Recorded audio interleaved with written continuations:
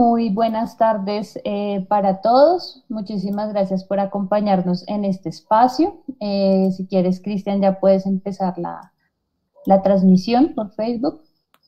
Entonces, muchísimas gracias por este espacio. Bienvenidos a todos. Para nosotros es un gusto que nos estén acompañando el día de hoy en nuestro Diálogos de Ciencia del Museo de la Salle, una actividad para conocer y reflexionar sobre diferentes campos de la ciencia.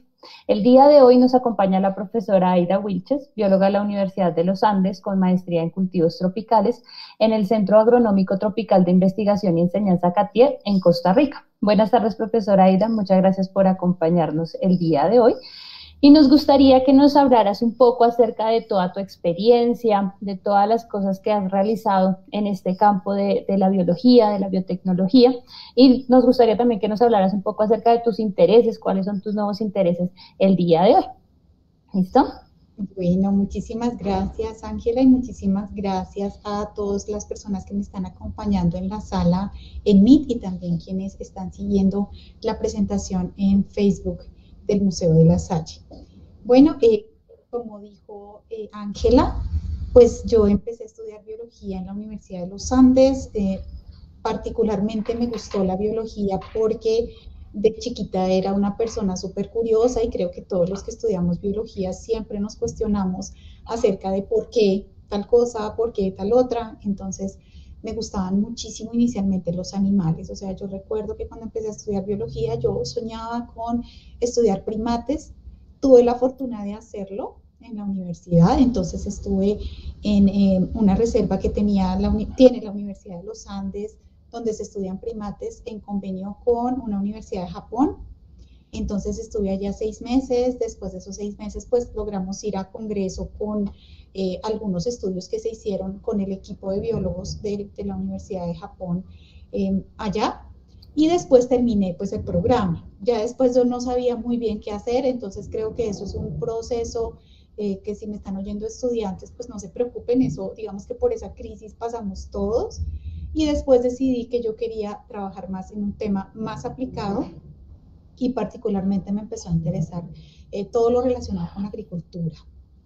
Entonces, en ese sentido, empecé a buscar como una maestría en qué, y como yo no quería ser agrónoma, ni quería hacer otro, digamos, otro pregrado en esto, encontré la oportunidad de viajar a Costa Rica.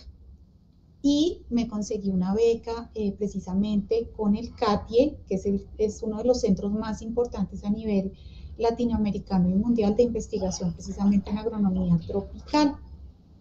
Y ahí escogí la línea de biotecnología. Entonces empecé a estudiar con café. Entonces eran todas las variedades de café que existían y que se guardan en el germoplasma del CATIE en Costa Rica. Y digamos que estuve en ese campo, no solamente en la maestría, sino ya después, unos años más, trabajando también incluso en la Universidad Nacional. Estuve trabajando con virus de papa, ya cuando regresé. Y después me fui a vivir a Centroamérica casi 10 años. En Centroamérica seguí trabajando con biotecnología, esta vez biotecnología en producción.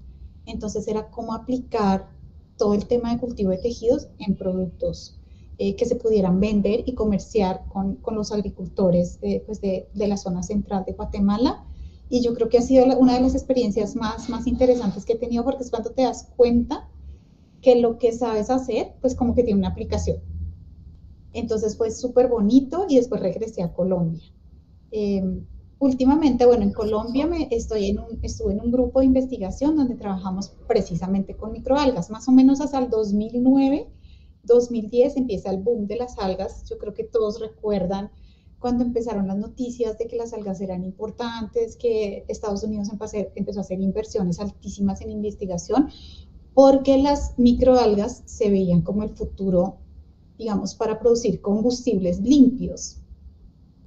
Por el camino, digamos que los distintos grupos de investigación que empezamos a trabajar con algas aquí en Colombia y en otros lados, pues también, digamos, nos dimos cuenta que las microalgas, si bien muchas producen aceites, la combustión que hacen esos aceites no es generalmente, no se parece a la combustión que hace la gasolina o un derivado, digamos, del petróleo, pero sí sirven para otras cosas. Entonces, digamos que esa oportunidad y esa inversión de dinero y, digamos, todo el apoyo que se dio a proyectos en algas repercutió en que se encontraran muchísimas aplicaciones de las algas y por eso estuve trabajando con algas. Bueno, hasta hoy en día también trabajo un poco con las algas.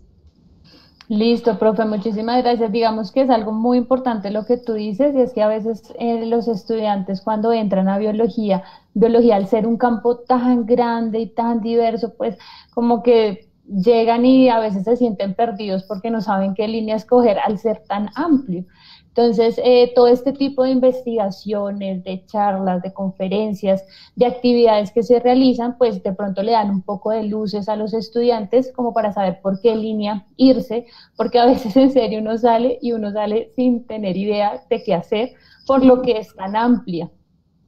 Entonces es muy importante este tipo de conversaciones, digamos, en este espacio que formamos el Museo de Diálogos de Ciencia, para que ellos vayan de pronto encaminándose un poco a una línea o a la otra, también vayan generando contactos, porque es muy importante la generación de contactos, profesores, investigadores, para que les den más luces a los estudiantes sobre qué línea escoger.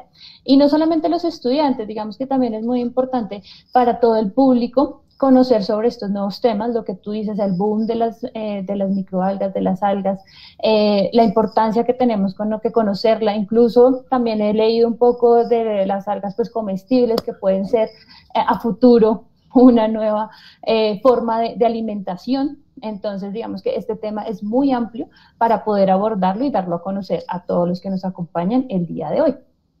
Exactamente, así es, tal cual como lo estás mencionando.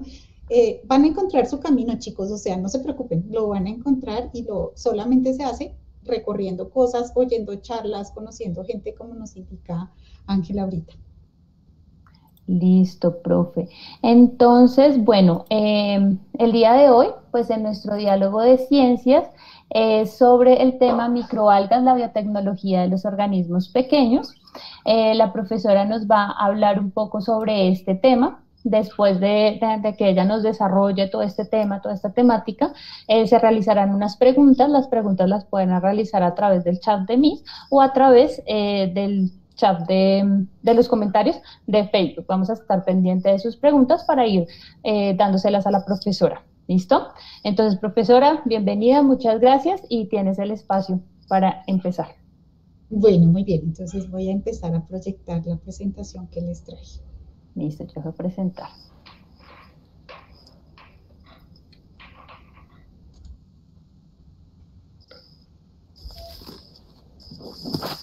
Bueno, como el título lo dice, yo les voy a hablar acerca precisamente de las microalgas y lo que se hace con las microalgas, que son organismos realmente muy, muy pequeños, ¿sí? Entonces son organismos microscópicos, ustedes saben que son pues realmente procariotes, entonces son organismos que llevan con nosotros muchísimos años, digamos, desde que aparecen las primeras formas vivas.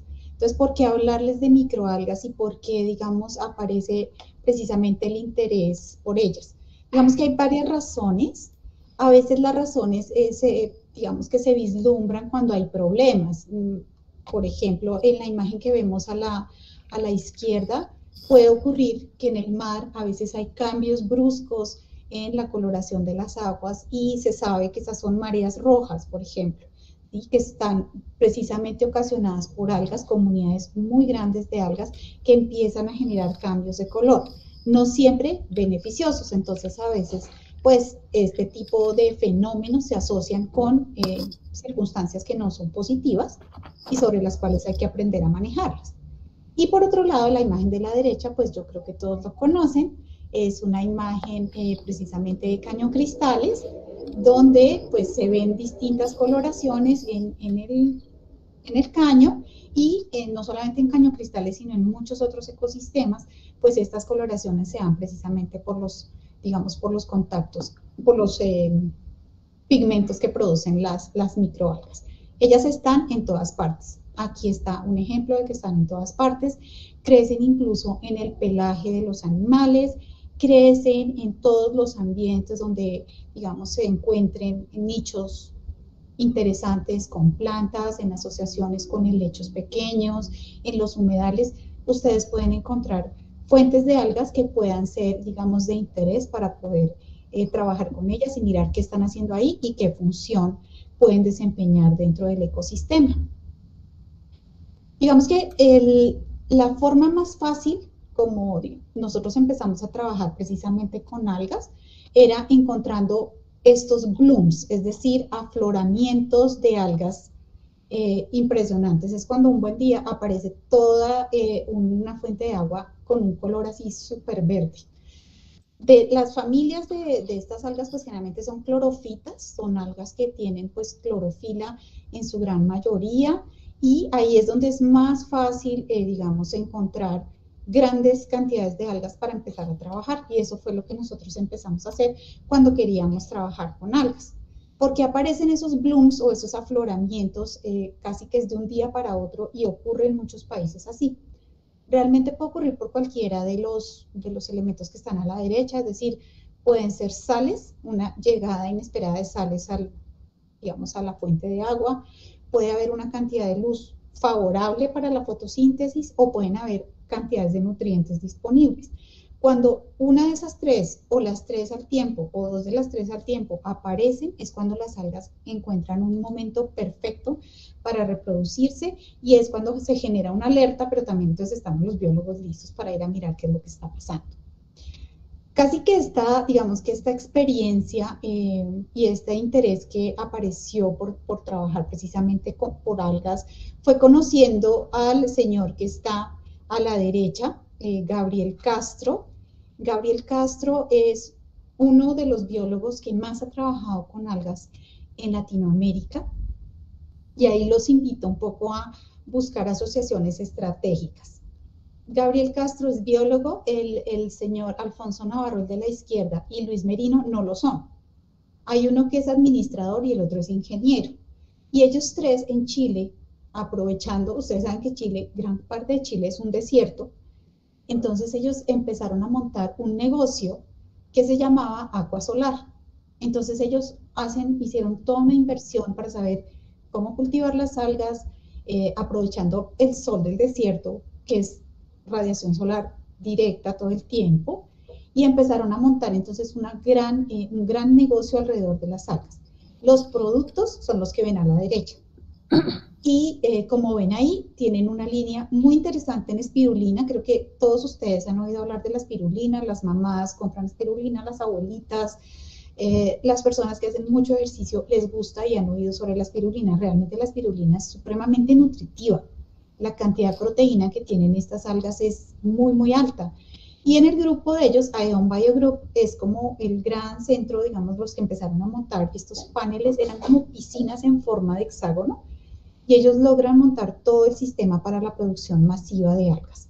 Entonces tienen una línea en alimentación funcional que llaman ellos, tienen otra línea bueno, y eso lo venden en pastillas, lo venden en barritas, lo venden como en frascos para suplemento alimenticio. Entonces nosotros conocimos a Gabriel Castro y empezamos a hablar con Gabriel para que nos ayudara a empezar a trabajar con algas. Y eso fue, digamos, una cosa súper importante, porque esos acercamientos con personas que trabajan con negocios que utilizan la biología son súper motivantes, pues por lo menos en nuestro caso fue súper motivante para tratar de mirar qué contactos podía hacer uno y ver todo lo que se podía hacer con las algas. Entonces ahí arrancó como toda la emoción y empezamos a trabajar. Nosotros queríamos trabajar más, sobre todo con temas de aplicación a plantas y mirar cómo mejorar los sistemas de fertilización. Entonces escogimos las cianobacterias y pues son mis favoritas. Entonces si ven que uno va como cerrando lo que más le gusta, entonces fue empezar a buscar cianobacterias. Las cianobacterias se caracterizan porque el verde, no sé si ven las botellitas donde haya un montón, no es un verde pasto, sino que es un verde azulado. El color es precioso y las cianobacterias pues nos parecen unas fantásticas, un fantástico ejemplo de organismos que tienen la facultad de fijar nitrógeno del ambiente. Entonces ahí fue cuando empezamos a trabajar con ellas, duramos muchos meses buscándolas y aprendiendo a tenerlas en un laboratorio. El trabajo que se hizo, obviamente yo nunca, pues siempre chicos, trabajar en grupo es súper estratégico, éramos dos biólogas y 2 químicas. Incluso unas de ellas pues sabían más sobre físico-química, entonces era súper interesante, ellas nos ayudaban a hacer los montajes de las cosas y logramos ir a Brasil con este trabajo, donde se empezaron a hacer, digamos, todos los protocolos para poder aislar cianobacterias, cultivarlas y mantenerlas activas en el laboratorio.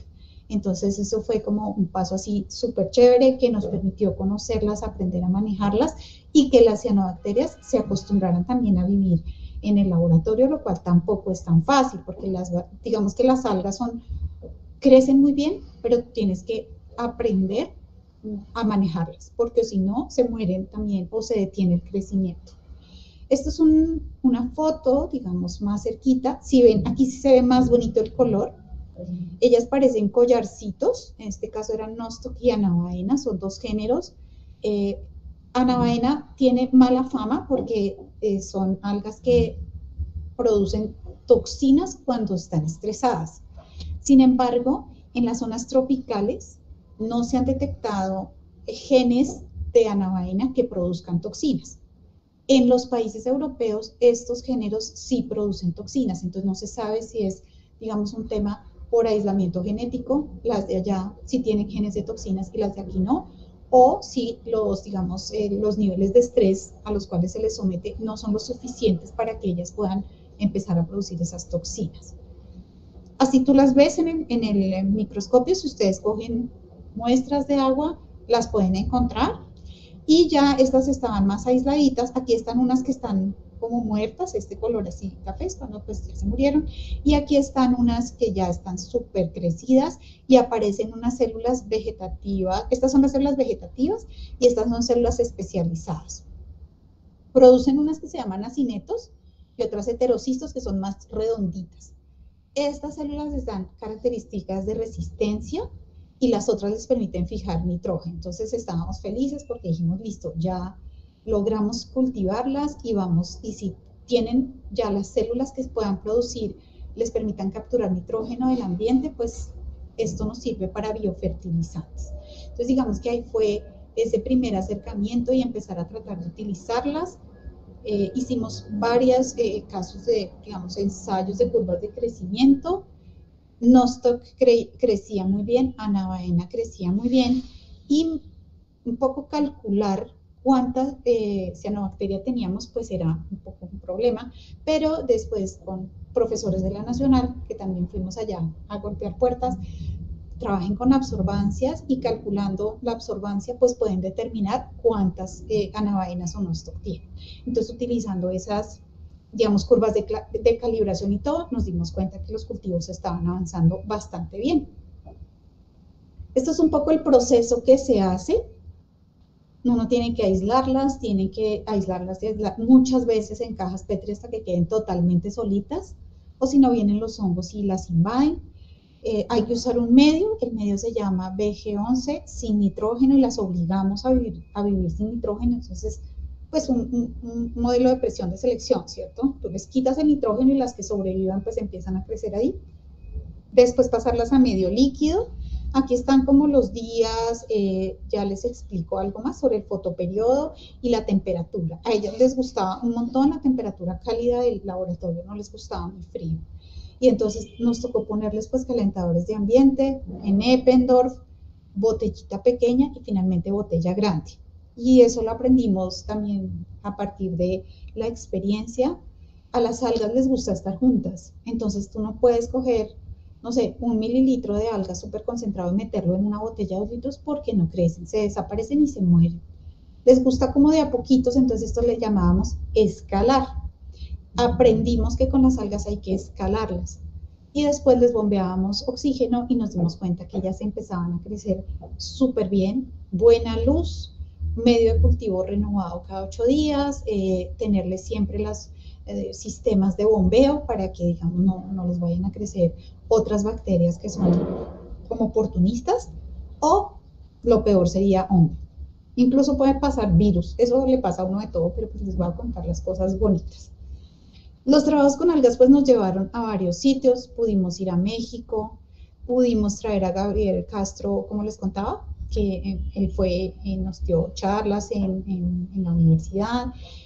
pudimos sacar algunos articulitos, protocolos y nos financiaron durante un muy buen tiempo. El trabajo con las algas se lograron sacar trabajos relacionados con fertilización, entonces logramos sacar, digamos que pulverizarlas y poder ponerlas en plantas ornamentales. Nos daba miedo que fueran plantas, digamos, maíz o plantas que pudieran producir alimentos porque no sabíamos si ellas podían producir toxinas. Entonces nosotros solo trabajamos con ornamentales y realmente funcionaba bien a nivel foliar y a nivel de aplicar un poquito de algas al piso. Entonces, claro, ellas absorben nitrógeno, se los dan a las plantas y eso genera, digamos, un cambio interesante. Después empezamos a mirar cómo hacer con los fotoperiodos, es decir, qué pasaba si las algas tenían, por ejemplo, todo el tiempo luz, o sea, si tú nunca les quitas la luz, si crecían más rápido, si crecían mejor, o si les gustaba descansar, 12 horas de luz, 12 horas de oscuridad, o 16 horas de luz y 8 de oscuridad, un poco simulando estaciones, o un fotoperiodo tropical. Entonces aparecieron dos estudiantes que empezaron a trabajar precisamente alterando fotoperiodos de las algas. La idea es que para el 2019 se empezaron a ver que podía empezar a haber relaciones con algunos eventos. No es totalmente comprobado, pero se cree que algunos de esos eventos, y si ustedes se dan cuenta, pues son muy poquitos, pudieron estar relacionados con el crecimiento, digamos, desordenado de algunas de las especies de algas. Entonces, digamos que esa fue la preocupación.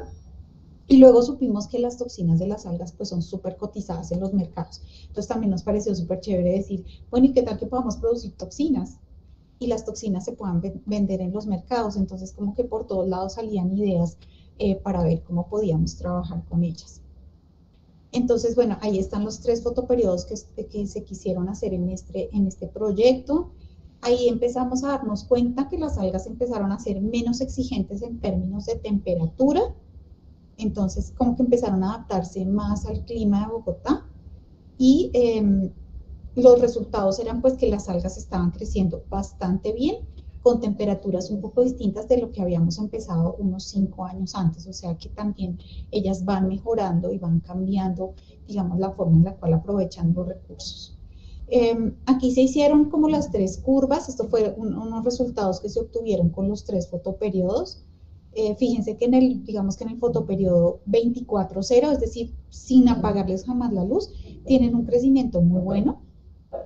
En el fotoperiodo 12-12 no es, digamos que es el menor crecimiento, y en el 16-8 pues también tienen un crecimiento suficientemente bueno y digamos que podían servir cualquiera de los dos. Entonces nos dimos cuenta que las algas les gustaba la intensidad lumínica relativamente alta y no, estaban respondiendo bastante bien en la duplicación, las tasas de duplicación, es decir, en cuánto tiempo ellas producían 2 celulitas más, 2 collarcitos más.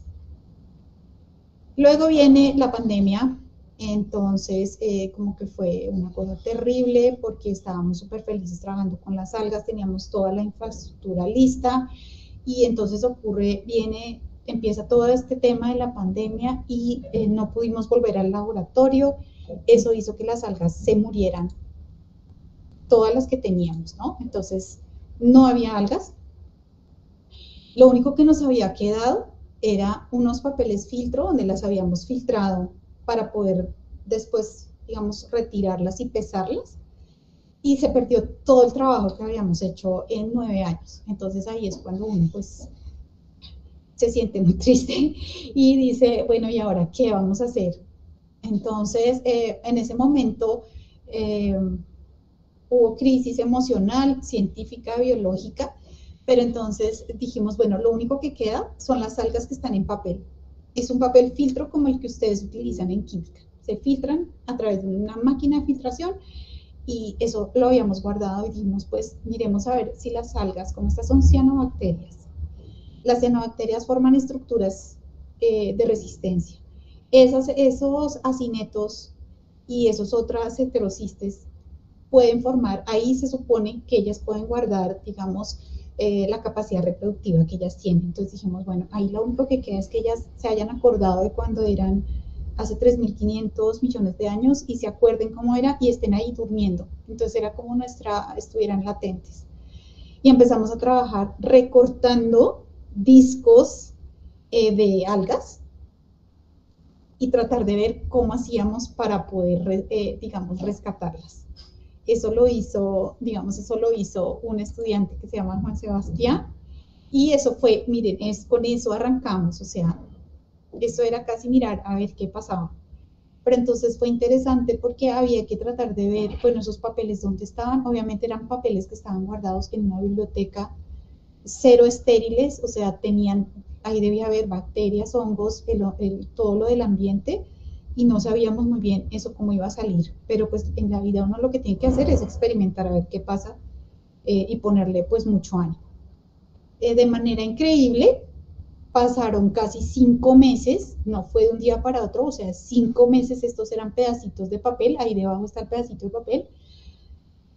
Como no había luz, o sea, imagínense en pandemia, se apagó la luz, estas estaban frías, o sea, esto estaba entre 9 y 18 grados, que fue más o menos como el récord de temperaturas de esos meses, mucho menos que lo que ellas estaban acostumbradas cuando estaban en cultivo masivo, y empezaron a crecer y estuvimos muy felices cuando las vimos en el microscopio y vimos el color, vimos los collarcitos, vimos que se estaban reproduciendo bien.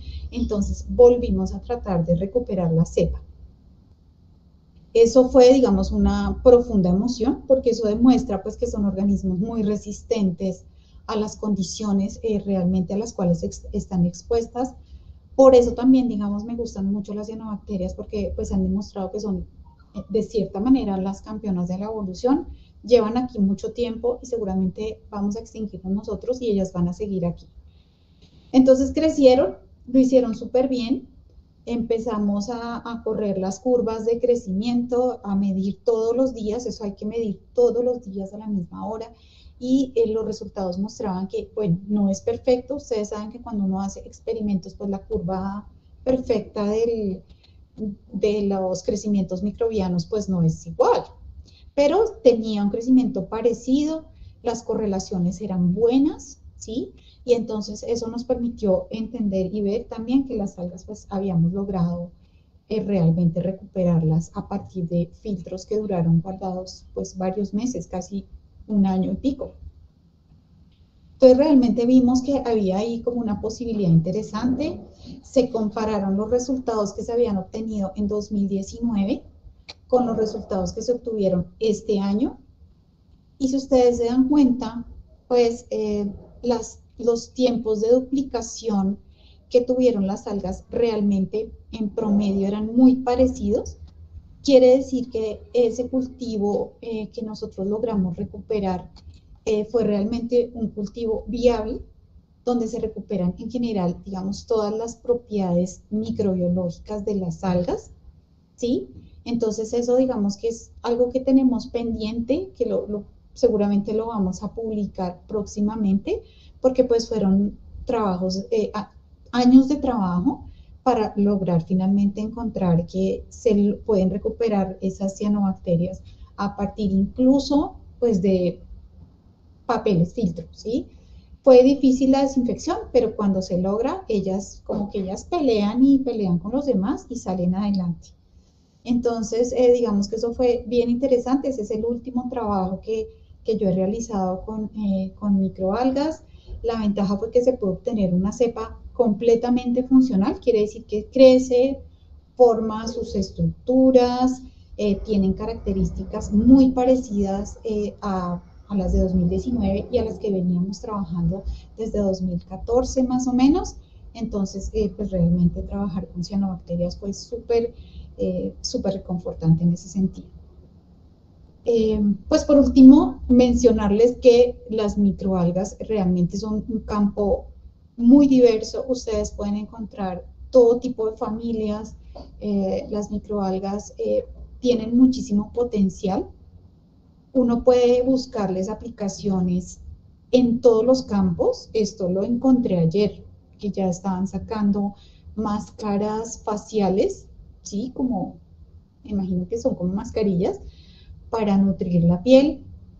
Evidentemente, digamos que muchas comunidades humanas, muchas poblaciones humanas comen algas hace muchísimo tiempo y han resultado ser, pues como son ricas en proteína, son bien importantes para la nutrición de sus familias, entonces las algas se comen hace tiempos. Sirven como fertilizantes y se ha logrado hacer un trabajo muy interesante y en general tienen muchas aplicaciones biotecnológicas, es decir, utilizando lo que ellas produzcan para diversas cosas. Hay muchos suplementos vitamínicos y ya hay unas empresas enormes. Si ustedes buscan algas Europa, Portugal o lo que quieran, ¿cómo se hace eso? Ya se hace a través de incluso fábricas completas, son las que están en el mar, son entradas del mar y son piscinas enormes de algas, las estresan con sal, ellas cambian el color y después se recoge el pigmento. Entonces hay algas rojas, hay algas verdes, hay algas azules.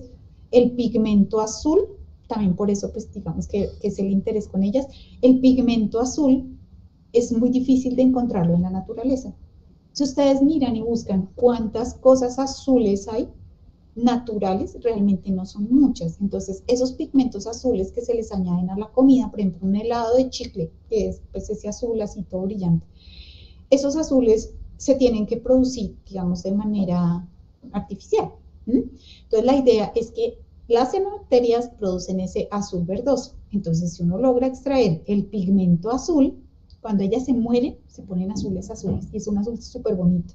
Entonces nos decían, ¿por qué no las dejan, digamos, las secan en las cajas, se retira el pigmento? Entonces esa también podría ser una idea de proyecto de tratar de extraer esos pigmentos azules para poder venderlos a nivel comercial. La demanda de pigmentos azules es enorme y no hay, digamos, esos pigmentos a nivel natural, por decirlo de alguna manera, ¿sí? Que se tengan que sacar a partir de organismos vivos. Entonces, pues siempre es la invitación a trabajar, si les gusta trabajar con microalgas, es realmente una muy buena idea, ¿sí? Las microalgas realmente representan como un renglón bien interesante para trabajar en biotecnología. Particularmente, pues a mí me gustan las cianobacterias, toda la vida me han llamado la atención, hemos aprendido a trabajarlas, he asesorado algunos trabajos en la Universidad de Santiago de Cali, estuvimos hablando alguna vez y realmente pues hay un interés, no somos muchos, pero los que nos gusta trabajar con algas encontramos ahí como un nicho interesante.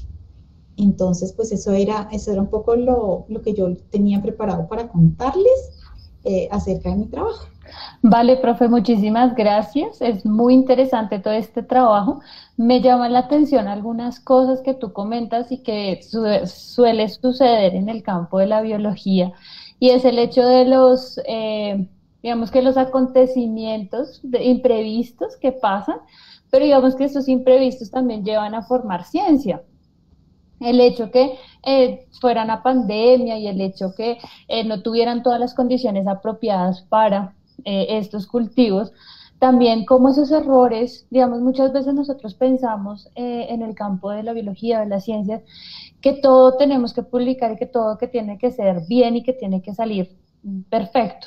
Pero digamos que muchas veces estas cosas, si no se publican, pues entonces uno puede caer en errores que ya se cometieron, y si se publican, pues ya se sabe que no se tiene que hacer para no cometerlo. Entonces, digamos, eso es muy importante tener en cuenta también estos aspectos de que no es perfecto, ¿no? O sea, la ciencia no es perfecta, la biología no es perfecta, entonces, pues, lleva a que uno cometa o pues imprevistos que pasen, pero como también surgieron las cosas y le salió un buen proyecto y estas algas crecieron afortunadamente en el cultivo.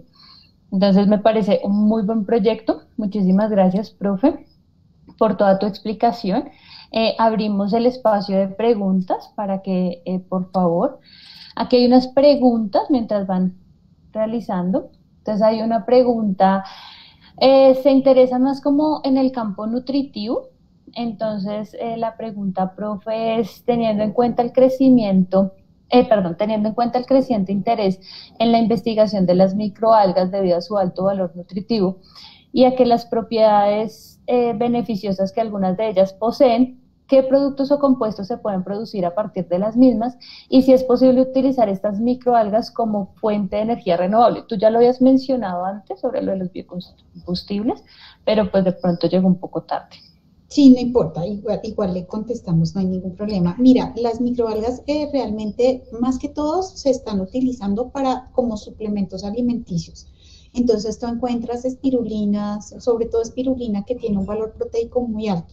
Entonces, si uno quiere trabajar en el campo alimenticio, tiene que echarse una revisada de todos los géneros que existen de microalgas para que ellas, encontrar aquellos géneros donde la cantidad de proteína es más alta, lo cual garantice que cuando las cultives pues tengas mucha proteína cuando las vas a extraer.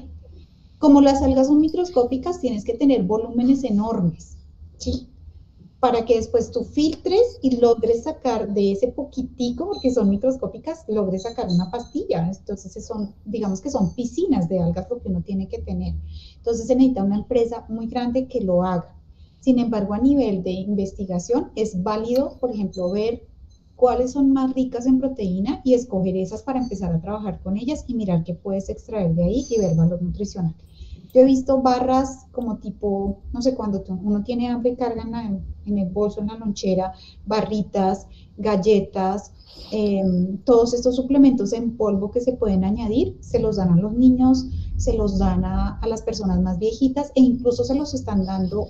Hay una línea interesantísima hacia perros, les das proteínas en pepitas. Entonces ahora como hay un gran boom hacia mascotas, también hay una línea particular para suplementar la alimentación de las mascotas. Entonces eso puede ser. En combustibles, pues hay un avión, creo que hay un avión que se maneja con biocombustibles.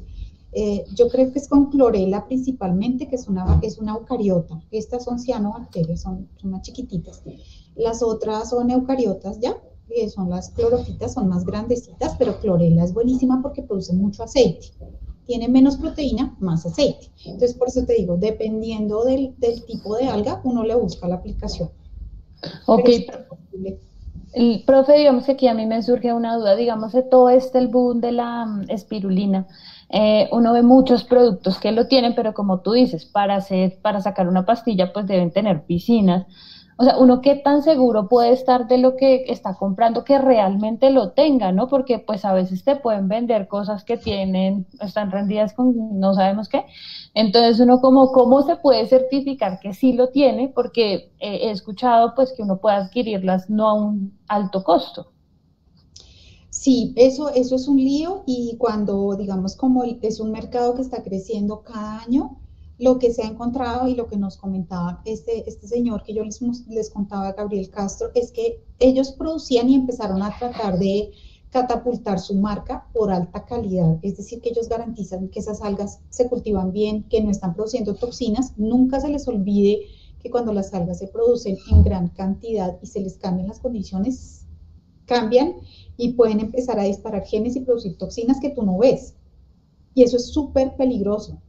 Entonces, a veces los mercados no eran suficientes y empezaron a traer espirulina de otros lugares del mundo donde tú no sabes si hay controles de calidad estrictos. Entonces, tal cual como tú dices, lean muy bien de qué marca vienen, averigüen si es una casa matriz gringa, si es una casa matriz europea reconocida, antes de tomarse, porque pueden ser, no sé si te lo rindan con otra cosa, pero pueden ser algas que no estén cultivadas de manera ideal.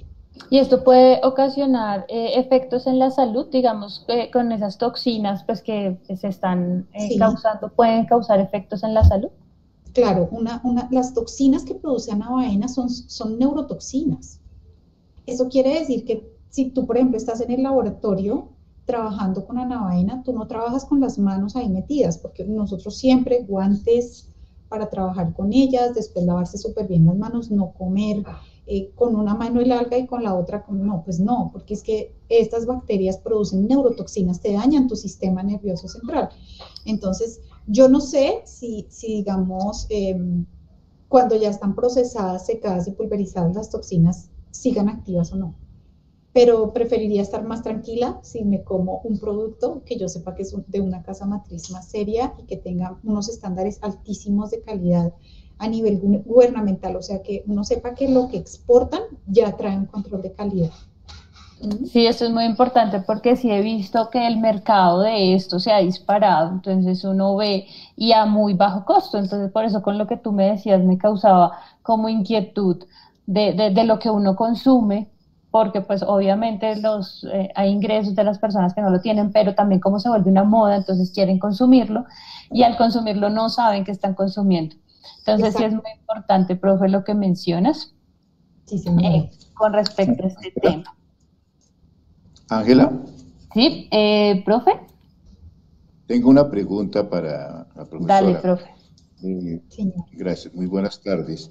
¿cómo está, Esa profesor? toxicidad de la cual tú hablas y que lleva a que haya que trabajar con guantes y demás, en casos en ambientes naturales, si esto se da, ¿hay toxicidad y desequilibrio en el ecosistema con otros animales o algo así? Sí, ¿Es sí, un peligro? profesor. Es un peligro, incluso, digamos, cuando se sospecha que hay un bloom de algas que se está formando, el primer síntoma es que los peces empiezan a morir. Es cuando se ven aguas estancadas y peces flotando. Eso ya significa que hay un afloramiento de algas que pueden estar produciendo toxinas y que puede haber mortandad. O cuando aparecen vacas que estuvieron comiendo y de pronto aparecen muertas y todas bebieron del mismo lado. Entonces digamos que tristemente es un mecanismo de alarma. En el país yo no conozco todavía si hay procesos juiciosos donde se tomen muestras y se detecten cierto tipo de toxinas. Eso se hacen por test de lisa. En Portugal lo tienen clarísimo porque crecen muchas algas y como yo les comentaba, en Europa las cepas de algas sí claramente producen toxinas con cualquier cosa. Si hace mucho frío, toxinas, si hace mucho calor también. Si les entra, ellas cambian, entonces eso digamos que es parte del trabajo que hacen las entidades de ambiente de controlar la calidad de agua todos los días. Pero aquí yo no lo he visto. Entonces aquí yo creo que solamente cuando pase algo así van a ir a mirar qué es lo que pasó, pero ya el daño está hecho. Entonces sí, puede ser muy peligroso. Y esa tristemente es la O sea, norma. el problema de eutroficación en muchos lugares por exceso de manejo de abonos que se da en Lago de Tota, en muchos lugares de estos, y el lixiviado de toda esa cantidad de nutrientes hace que en esos lagos aumente esa población enormemente. Eso es un peligro en realidad. Y el consumo de peces es tóxico si hay acumulación de toxina en los peces, en la cadena. Pues en la marea roja es precisamente eso, ¿cierto? Cuando suben ciertas poblaciones de algas y los peces se Sí. las comen y dicen, ojo, no comas eso. Entonces es en esos casos donde está determinado que esas familias de algas producen esas toxinas y no es bueno comer pescado. Sin embargo, como le digo, en los trópicos los casos que les mostré son casos súper puntuales donde se ha visto que efectivamente pasó, pero no es algo que sea una noticia todos los días, lo que parecería corroborar la idea de que nuestras cepas de microalgas no son necesariamente tan sensibles o no tengan los genes para producir las toxinas, ¿sí? Entonces, hasta que eso vaya cambiando, y eso puede cambiar, sería interesante mejorar los sistemas de monitoreo para tener un control y saber que todo está marchando bien. Sí. Hay una pequeña pregunta muy puntual y termino, gracias. Es esto, cuando ustedes recuperaron esos cultivos, tú tenías los dos cultivos de Anavaena y Nostoc aparte, ¿se recuperó Anavaena o los dos se recuperaron? Se nos perdió Nostoc.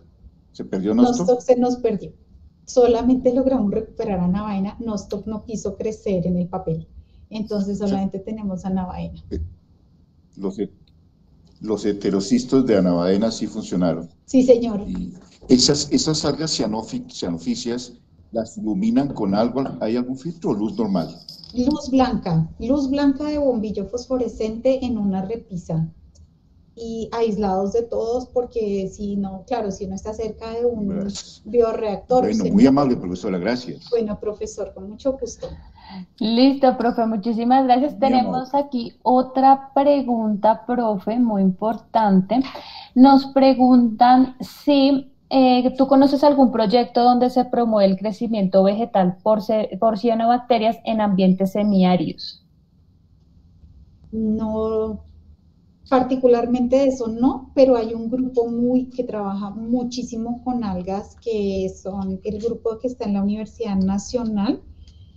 con el profesor, ya te digo el nombre, pero sí hay un grupo bien grande en la Universidad Nacional con el profesor Luis Carlos Montenegro. Ellos tienen todas las líneas de trabajo con algas. Entonces tienen líneas de fertilizantes, líneas aplicadas a farmacéutica, ellos tienen una experiencia muy grande, ellos nos ayudan un montón. Cuando hay problemas, entonces los llamamos.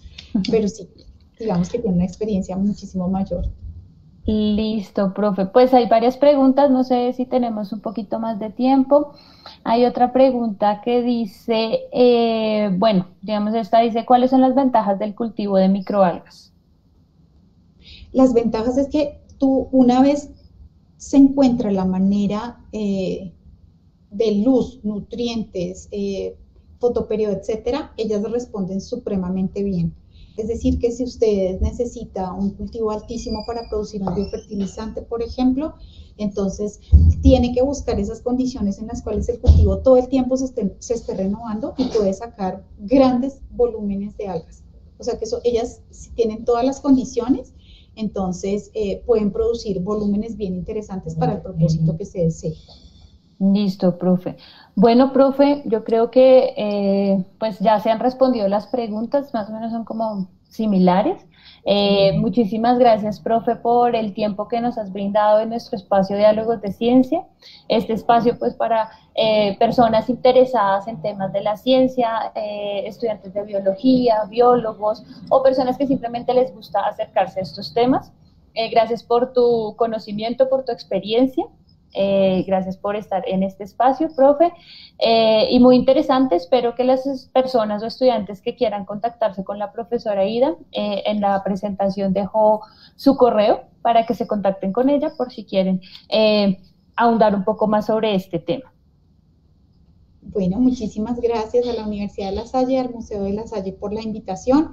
Un gusto haber estado con ustedes esta tarde. Ahí está mi correo, como dijo bien Adriana, y con mucho gusto, sin ningún problema, les contesto las preguntas que tengan, si yo lo sé. Entonces, que tengan todos una feliz tarde. Listo, muchísimas gracias a todos por conectarse en este espacio. Recuerde que Diálogos de Ciencia lo estamos desarrollando en todo este semestre. Van a haber próximas charlas. Estén pendientes a través de nuestras redes sociales de Instagram, @Museo de la Salle Bogotá, y a través de nuestro Facebook estamos informándoles sobre todas las actividades que tenemos en el Museo de la Salle. Muchas gracias por participar con nosotros y estar pendiente de nuestras actividades. Gracias a todos. Bien, hasta luego. Hasta luego, profe.